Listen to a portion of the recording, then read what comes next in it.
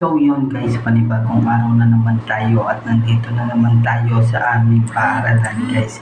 Ayan, kung makikita nyo ang aking mga kaklase na upo at mga nakikinig sila guys. Ayan ang aming teacher na nasa unahan at nagre-report nga pala si Hope guys. Ayan, tamang kinig nga lang kami dyan at tamang tahimik kami guys. At yung ibang aking mga kaklase ay nagdadaldalan habang nagre-report ang aking kaklase guys. Ayan, kung makikita nyo, ayan, tamang video ako dyan.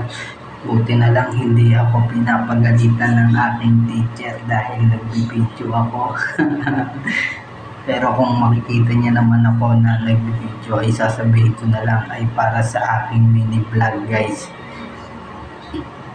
Ayan, pabalik-balik lang ang aking camera guys. At ang kanyang nire-report nga pala guys ay tungkol sa 100 years old guys, sa matatanda. Ayun ang kanyang nire-report ngayon guys.